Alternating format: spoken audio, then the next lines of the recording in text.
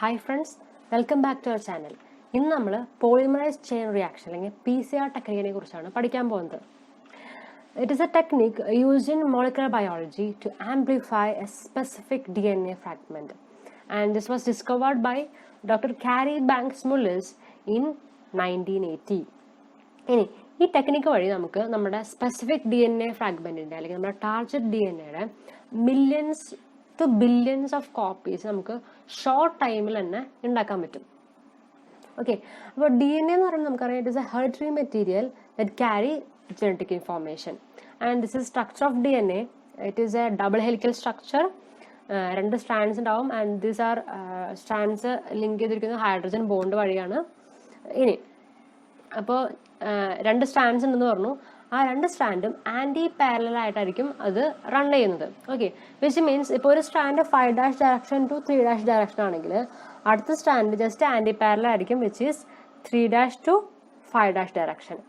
And this is composed of nucleotides. അപ്പോൾ nucleotides എന്ന് പറയുന്നത് are building blocks of DNA and composed of a phosphate group, a sugar base and a nitrogenous basis.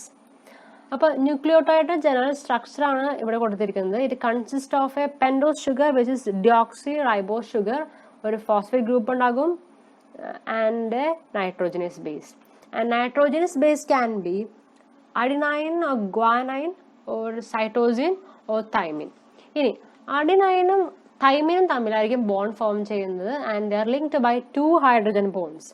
ഇനി ഗ്വാനിനും സൈറ്റോസിനും തമ്മിലായിരിക്കും bond form ചെയ്തിരിക്കുന്നത് and these are linked by 3 hydrogen bonds. Okay, and coming back to polymerase chain reaction. അപ്പോൾ polymerase chain റിയാക്ഷൻ്റെ principle എന്ന് പറയുന്നത് DNA replication തന്നെയാണ്. It is a biological process. നമുക്കറിയാം നമ്മുടെ ബോഡിയിൽ നടക്കുന്ന ഒരു പ്രോസസ്സാണ്, സെൽ ഡിവിഷൻ സമയത്ത് നടക്കുന്ന പ്രോസസ്സാണ് DNA റിപ്ലിക്കേഷൻ. അപ്പോൾ during DNA replication 2 identical replicas of DNA are formed from one original DNA, and this is with the help of an enzyme called DNA polymerase. അപ്പോൾ സെയിം മെത്തേഡ് തന്നെയാണ് polymerise chain റിയാക്ഷനിൽ utilise ചെയ്തിരിക്കുന്നത്. Okay, അപ്പോൾ നമ്മുടെ പേര് suggest ചെയ്യുന്നത് പോലെ തന്നെ polymerise chain റിയാക്ഷനിൽ polymerise നമ്മളൊരു DNA പോളിമറൈസ് എൻസൈം DNA റിപ്ലിക്കേഷന് വേണ്ടി യൂസ് ചെയ്യുന്നുണ്ട്. അതേപോലെ it is A chain reaction which means DNA sequence is repeatedly replicated. Like ഒരു ചെയിൻ പോലെ റിപ്ലിക്കേഷൻ നടക്കും, ലൈക്ക് ബൈ സെവറൽ സൈക്കിൾസ്. ഒരു 30 to 40 സൈക്കിൾസ് വരെ പോളിമറൈസ് ചെയിൻ റിയാക്ഷനിൽ നമുക്ക് ചെയ്യാൻ പറ്റും. ഓക്കെ, അങ്ങനെ നമുക്ക് billions of copies of DNA polymerase chain reaction വഴി നമുക്ക് ജനറേറ്റ് ചെയ്യാൻ പറ്റും.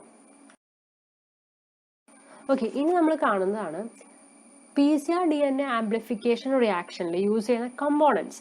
അപ്പോൾ മെയിനായിട്ട് 5 കമ്പോണൻസ് ആണ് യൂസ് ചെയ്യുന്നത്. ആദ്യത്തേതാണ് ടെംപ്ലേറ്റ് DNA അല്ലെങ്കിൽ DNA segment that is to be amplified.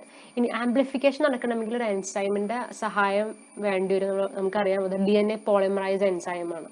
Okay, അപ്പോൾ ഇനി PCR റിയാക്ഷനിൽ യൂസ് ചെയ്യുന്ന DNA പോളിമറൈസ് എന്ന് പറയുന്നത് ആ എൻസൈമിന് ഹൈ ടെമ്പറേച്ചർ വിത്ത്സ്റ്റാൻഡ് ചെയ്യാനുള്ള കഴിവ് വേണം.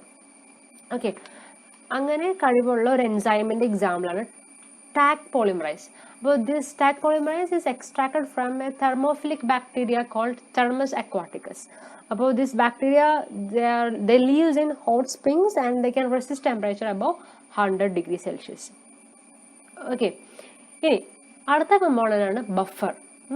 അപ്പോൾ ഈ ബഫർ ആണ് it provide suitable chemical environment for the activity of DNA polymerase. അല്ലെങ്കിൽ ടാഗ് പോളിമറൈസിന്റെ ആക്ടിവിറ്റിക്ക് സ്യൂട്ടബിൾ ആയിട്ടുള്ള ഒരു കെമിക്കൽ എൻവയോൺമെന്റ് പ്രൊവൈഡ് ചെയ്യാനാണ് നമ്മൾ ബഫർ യൂസ് ചെയ്യുന്നത്. ആൻഡ് ബഫറിന്റെ pH will be between 8 to 9.5. അടുത്ത കമ്പോണന്റ് ആണ് റിവേഴ്സ് ആൻഡ് ഫോർവേഡ് പ്രൈമർ. നമുക്കറിയാം DNA polymerase straight away polymerisation അല്ലെങ്കിൽ ന്യൂക്ലിയോടൈഡിനെ ആഡ് ചെയ്യാൻ പറ്റില്ല എന്നറിയാം. അതിനൊരു ഫ്രീ 3' OH ഗ്രൂപ്പ് വേണം. അപ്പം അത് പ്രൊവൈഡ് ചെയ്യുന്നതാണ് ഈ പ്രൈമർ എന്ന് പറയുന്നത്. ഇനി PCR റിയാക്ഷനിൽ യൂസ് ചെയ്യുന്ന primer will be DNA primer. Okay, അത് ശ്രദ്ധിക്കണം, DNA പ്രൈമർ ആണ്. 2 പ്രൈമർ യൂസ് ചെയ്യും, ഫോർവേഡ് ആൻഡ് റിവേഴ്സ് പ്രൈമർ. അപ്പോൾ ബയോളജിക്കൽ കണ്ടീഷനിൽ നമ്മുടെ ബോഡിയിൽ നടക്കുന്ന നോർമൽ DNA റെപ്ലിക്കേഷനിൽ യൂസ് ചെയ്യുന്നത് RNA പ്രൈമറാണ്, ആകെ ഒരു പ്രൈമർ ആവശ്യമുള്ളൂ. പക്ഷെ PCR 2 പ്രൈമർ ആവശ്യമുണ്ട്. And they R forward and reverse primer and they R DNA primer. Okay, അടുത്ത കമ്പോണൻ്റ് ആണ് DNTPs അല്ലെങ്കിൽ ഡിയോക്സി റൈബോ ന്യൂക്ലിയോസൈഡ് ട്രൈഫോസ്ഫേറ്റ്. അപ്പോൾ these are the 5 main components used in PCR reaction. അതേപോലെ ഇതിൻ്റെ വോളിയം നമ്മൾ മേക്കപ്പ് ചെയ്യുന്നത് water വെച്ചിട്ടാണ്. And we need a machine also, that is thermocycler. അപ്പോൾ തെർമോസൈക്ലർ എന്ന് പറയുന്നത് it is the machine used in PCR to amplify DNA samples. അപ്പോൾ ഇതിൽ നമ്മുടെ ടെമ്പറേച്ചറിനെ റേസ് ചെയ്യാനും അതേപോലെ ലോ ചെയ്യിക്കാനും കഴിയും. അതൊരു പ്രീ പ്രോഗ്രാം ആയിട്ട് നമ്മൾ സെറ്റ് ചെയ്യാണ് നമ്മുടെ ടെമ്പറേച്ചേഴ്സൊക്കെ. ഓക്കെ, ആൻഡ് നമ്മൾ ഈ റിയാക്ഷൻ മിക്സ്ചറുള്ള PCR ട്യൂബ്സ് ഈ തെർമോസൈക്ലറിൽ വെച്ചിട്ട് നമ്മൾ റിയാക്ഷൻ അല്ലെങ്കിൽ പ്രോഗ്രാം റൺ ചെയ്യിക്കുകയാണ് നമ്മൾ ചെയ്യുന്നത്. അപ്പോൾ അറ്റ് ലാസ്റ്റ് നമുക്ക് തെർമോസൈക്ലർ വഴി നമുക്ക് ഒരു billions of copies of DNA നമുക്ക് ആ സിംഗിൾ DNA ഫ്രാഗ്മെന്റിൽ നിന്നും നമുക്ക് ലഭിക്കും. And now we will see the steps in PCR. നമുക്കറിയാം DNA എന്ന് പറയുന്നത് ഡബിൾ സ്റ്റാൻഡേർഡ് ആണ് and they are linked by hydrogen bonds. ആദ്യം തന്നെ നമ്മൾ ഈ ഹൈഡ്രജൻ ബോൺസിനൊക്കെ ബ്രേക്ക് ചെയ്യണം. എന്നിട്ട് നമ്മൾ ഈ double standard DNA single standard ആയിട്ട് മാറ്റണം. അപ്പോൾ നമുക്കറിയാം ടെമ്പറേച്ചർ റൈസ് ചെയ്യിക്കണം അല്ലെങ്കിൽ ഇൻക്രീസ് ചെയ്യിക്കുകയാണെങ്കിൽ നമ്മുടെ ഹൈഡ്രജൻ ബോൺസ് ഒക്കെ ബ്രേക്ക് ചെയ്യും നമുക്കറിയാം.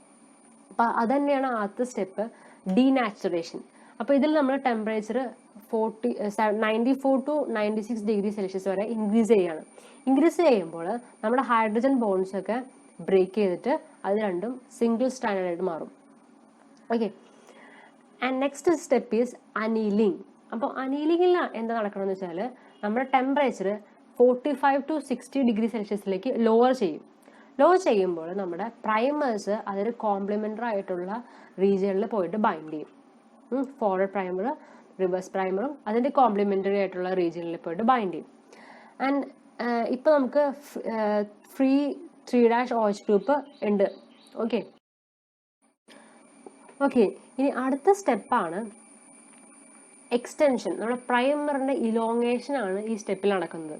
അപ്പോൾ അല്ലെങ്കിൽ പോളിമറൈസേഷൻ നടക്കും. അപ്പോൾ പോളിമറൈസേഷന് യൂസ് ചെയ്യുന്ന എൻസൈമാണ് ടാക് പോളിമറൈസ്. അപ്പോൾ ടാക് പോളിമറൈസ് എൻസൈമിൻ്റെ ഒപ്റ്റിമം ടെമ്പറേച്ചർ എന്ന് പറയുന്നത് 72 ഡിഗ്രി സെൽഷ്യസ് ആണ്. അപ്പോൾ ഈ സ്റ്റെപ്പിൽ നമ്മുടെ 45 to 60 ഡിഗ്രി സെൽഷ്യസിൽ നിന്ന് 72 ഡിഗ്രി സെൽഷ്യസ് ആയിട്ട് ടെമ്പറേച്ചർ ഇൻക്രീസ് ചെയ്യും. അപ്പോൾ നമ്മുടെ ടാക് പോളിമറൈസ് ആക്റ്റീവ് ആവും, എന്നിട്ട് പോളിമറൈസേഷൻ നടക്കും. നമുക്കറിയാം ഇപ്പം പ്രൈമർ നമുക്ക് 3' ഗ്രൂപ്പ് പ്രൊവൈഡ് ചെയ്യുന്നുണ്ട്.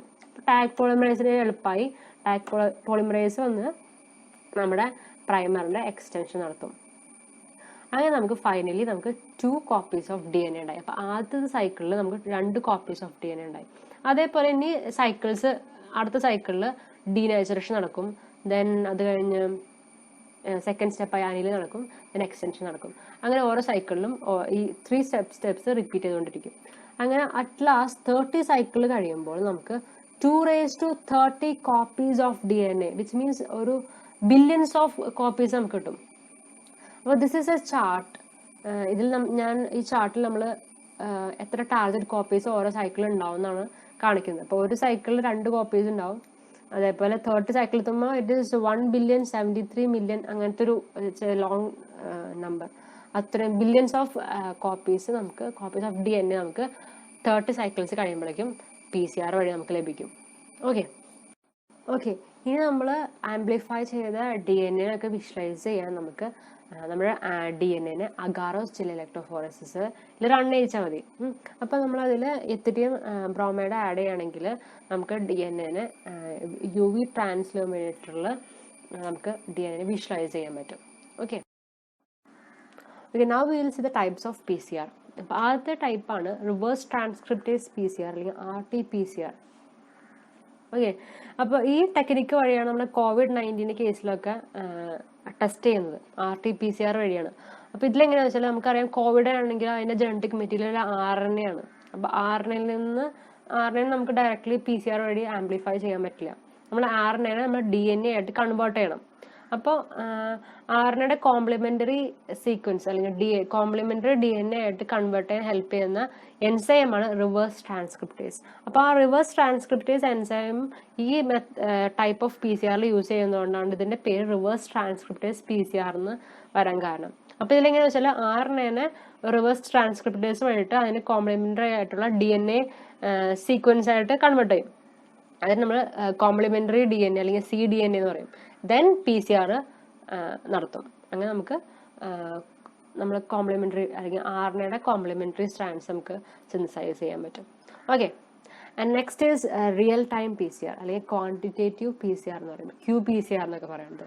അതിലെന്ന് പറയുന്നത് നമുക്ക് ഇതിൽ ഫ്ലൂറസൻ ഡൈസ് യൂസ് ചെയ്യും, അല്ലെങ്കിൽ റിപ്പോർട്ടഡ് ഡൈ, അതേപോലെ ക്വെഞ്ച് ഡൈസ് ഒക്കെ യൂസ് ചെയ്യും. അപ്പോൾ അതുവഴി നമുക്ക് PCR വഴി എത്ര എമൗണ്ട് ഓഫ് DNA ആംപ്ലിഫൈ ചെയ്ത് നമുക്ക് ക്വാണ്ടിഫൈ ചെയ്യും. And then next is multiplex PCR and nested PCR, high fidelity PCR, GC rich PCR, long range PCR and arbitrary primed PCR. Okay, this is all about PCR. അപ്പോൾ video ഇഷ്ടമായെങ്കിൽ like ചെയ്യുക, subscribe ചെയ്യുക. Thank you so much for listening me. Have A nice day.